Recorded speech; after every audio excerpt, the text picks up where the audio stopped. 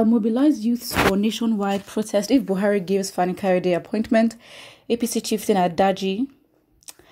Ben Adaji, a chieftain of the APC, has vowed to mobilize youths across Nigeria to stage a peaceful protest if Muhammadu Buhari considers the former aviation minister, FFK, for an appointment. Adaji issued the warning on Saturday during an interactive session with media practitioners in Jalingo, Taraba State.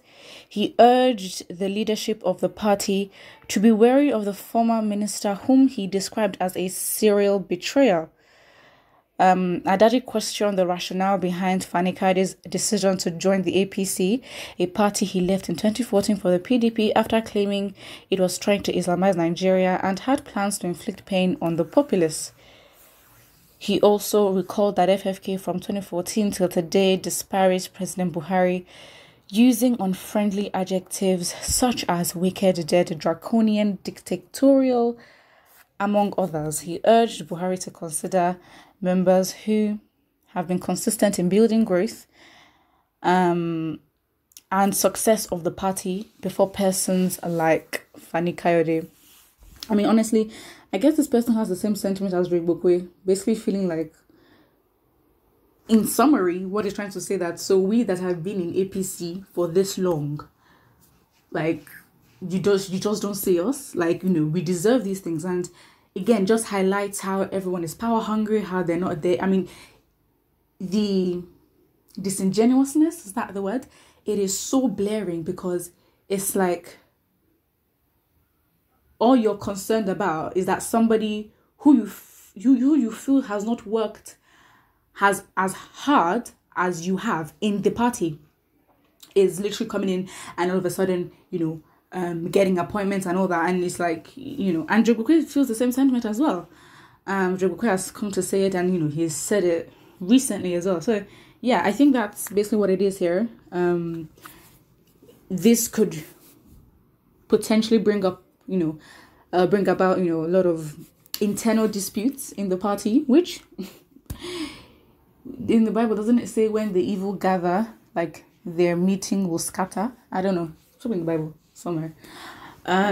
So yeah, that's pretty much it. I mean, there is literally nothing else. In summary, this is now the second APC member that has come out to be against this. But then, what power do you have technically? Again, it's all about probability. There are only two parties in the country. You have got to decide for yourself as a politician. It's sad, but it's selfish, and that's what they do. We study that. They've got to decide, okay, fine, which platform will help push me and carry me to where I want to go to. This year could be APC, this year could be PDP. And they're basically one party. They try to fake that there's some enmity, or try to fake that there's some rigidity, or some competition and dispute, when really and truly they're all one party. Just entertainment for us to make it seem as though they're actually competing, when really and truly they are all one. They are all one. They have the same aim, the same agenda, to go into power and literally run the best kleptocratic government they can. Like, that's basically, I mean, that is literally the competition, if anything, is to see who will go into power and be the most corrupt. So again, it's not funny, because he says he will mobilize youths for nationwide protest. One thing we need to ask is that, is the confidence he has, and he says, I will mobilize youths, meaning that he has direct access. He has it's easy for him to just be like, you know what, do you know what it means to have a nationwide protest? Nigeria is big, okay? The population is there. We know that. And we know that the youths, well, yes, I'm not the, what's the word? I'd say I don't want to say uneducated, but I would say the desperate and, for lack of a better word, confused youths who are in compromising positions.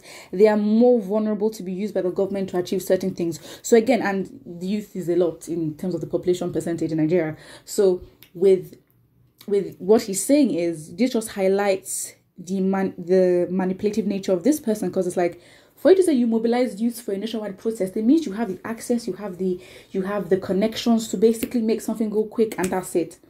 So again, that's something that we need to take note of, because that is very alarming. Well, but not surprising. And also, what we also need to analyze is that he says, "I'll mobilize youth for nationwide protest." So is this the kind of cause that would make and push you to mobilize youths for a nationwide protest? We need to question these things. What are your priorities? You only mobilize for nationwide protest when it benefits you. I mean, you see, Biafrans protesting. You see, look at Sunday Igboho, because your government wanted to stop, an upcoming protest that was going to happen in a matter of days. Look at what your government did. They were willing to kill 2 people, arrest 12, burn and destroy Igboho's property, leaving Igboho to basically flee for his life. You're desperate to do that, to block Nigerians voicing their opinion. You're desperate to block that. And it's just like, of course, these people believe in protest. They believe in protest. They believe in the effectiveness of protest. That's why they always want to stop it. I mean, look at Buhari. At the time, he protested against Goodluck Jonathan's government. So it's yeah, that's just it, to be honest. Yeah. So I mean, it is what it is at this point. So again, there's a lot of things to analyze. We don't know who this person was before. We don't know who this person is now. So yeah, it does not really matter. Doesn't really matter. Listen, if you're on the wrong side, you're on the wrong side. If you're not on the powerful side, you are not on the powerful side. Meaning that this sort and pettiness, I mean, do we have to now start telling him that there is no loyalty in his game, in his industry? Like, you're expecting what? For what? And again, you have to look at the perks. Look at the perks of FANI-KAYODE, what he must have done to be accepted in APC, or the leverage that he had, must just be astonishing. Absolutely astonishing. I mean, some people said, some comments, okay, I'll get to that later. But yeah, going back to what I was saying, like what FANI-KAYODE must have done to enter. I mean, come on, he's gonna be appointed as a minister, and all the corruption charges against him will just be dropped. As in, corruption charges against him, non-existent. We never knew they existed. And now this is like basically what is happening. So it's like FANI-KAYODE must have done something. It had to be an exchange. You can't do anything for free. Absolutely not. So I don't know. That's the thing. We don't know what is going to happen, or we don't know what FANI-KAYODE must have done. But for him to be appointed minister and all that, yeah, that's it. And of course, with the rumors that the president is trying to be on the side of Goodluck Jonathan so he can be president again. I